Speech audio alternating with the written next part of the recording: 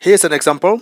It says that find the transfer function relating the capacitor Vc of S to the input voltage Vs. So we can see that our circuit, our input voltage is Vt. It's in terms of time, and we are asked to find this circuit in terms of frequency domain. So before we do that, we need to model the from circuit analysis point of view, so that we get our dynamic equation of this circuit. And let me just write down. First, we need to find the direction of the current. If the current direction is not given, you need to find it, current flow. Then we know that what we want is, we want VL. We want to find our VL, that's the voltage across the inductor. And we need to find as well the voltage across the resistor, and also the voltage across the capacitor. And from Kirchhoff's voltage law, so our KVL states that the sum of all the voltages should be 0.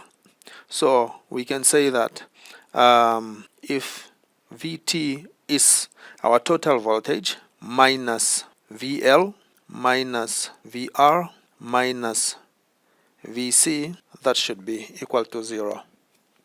Okay, so then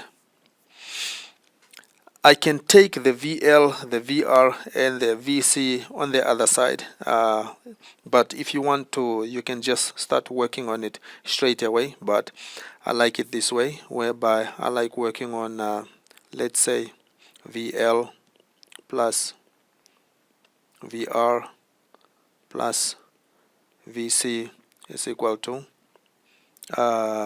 total voltage. Okay, I just rearrange this equation. And we know earlier we worked out what our VL should be from this table. VL is equal to L di dt, VR is equal to R times I, and Vc is 1 over C integral I dt. So we are going to insert those information. So we say our VL is L di dt plus our resistor, it's resistance times current, plus Vc will be 1 over C integral I dt. This is equal to supply voltage Vt. Now we know earlier we worked out what our current was. So remember, we said that current, let me take another color, let me use light blue. We say that I is equal to dq dt. Okay, so we can substitute this in the equation in terms of, then we write it in terms of the charge, the dq dt. This will help us as well to get rid of this integral. So then we're gonna have L times the di. Now it's going to be second derivative, which is times d squared q of t d dt squared, plus r. I is dq dt, so times dq dt plus 1 over C. Integrating this derivative will just give us q of t is equal to Vt.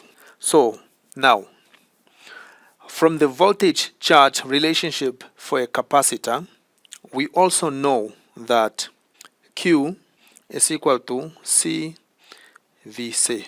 Okay, because remember, we want the relation. This is what we are trying to find. So we need to substitute that into the equation. and so that we can write it in terms of the VC, because in the original equation we don't have the VC, but we are asked to find the relationship between the voltage drop across the capacitor and the supply voltage. So I'm going to substitute this in this equation and just rewriting it. So I'm going to have L times C d squared VC over dt squared plus RC dVC dt plus VC is equal to VT. Okay, so now our equation, we have now our VT, which is your supply voltage, and VC, which is the voltage drop across the capacitor. And from there, this equation, we need to try and find the transfer function, and we went through this already in the transfer function section, that if you have an equation like this and you want to find the transfer function, you need to take the Laplace transform. So taking the Laplace transform, we are going to have LC, second derivative is S squared, then we have VC of S plus RC S times VC of S plus VC of S is equal to the supply voltage. Now we have this in terms of frequency domain, so I'm just going to pull the VC on there, or I'm going to pull the VC which is common outside, so that we can rewrite this as LC S squared plus RC S plus 1 multiplied by VC of S is equal to VFS. Okay, now I can find the transfer function. G of S is equal to VC of S over V of S, which is equal to 1 over LC S squared plus RCS plus 1. And remember, the L, C, and R, those are just constants. They could be any other number. Okay?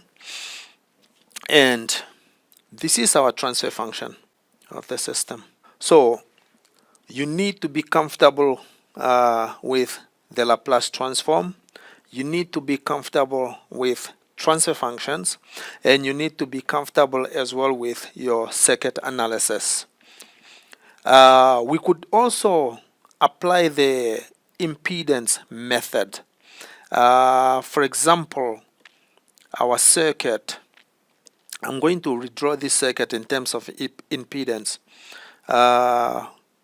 whereby let me use a green.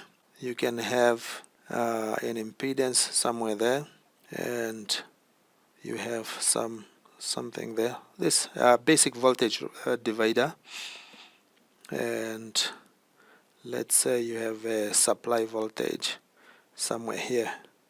Okay, and you're gonna have Z1 and Z2, and this is your voltage out. And we can say that, okay, let Z1 is equal to, because the inductor and the resistors were in series, so I can have it LS plus R. I wrote that in terms of frequency domain, and let Z2 is equal to 1 over CS. Then we know that the output voltage over the input voltage, the ratio, is equal to Z2 over Z1 plus Z2. This is from voltage divider rule. Then substituting your Z2, we had 1 over CS over Z1. Z1 we say is LS plus R plus Z2, which is 1 over CS. Okay, so I can multiply out by the S so that I get rid of this S here, and I'm going to have this will yield 1 over C, because the S on top will cancel out, over L S squared plus RS plus 1 over C. Okay, and if I multiply out by C, if I multiply this equation by C, I'm going to distribute. So on top I'm going to have 1 LCS squared plus RCS plus 1. Okay, and this equation looks exactly like that. All right.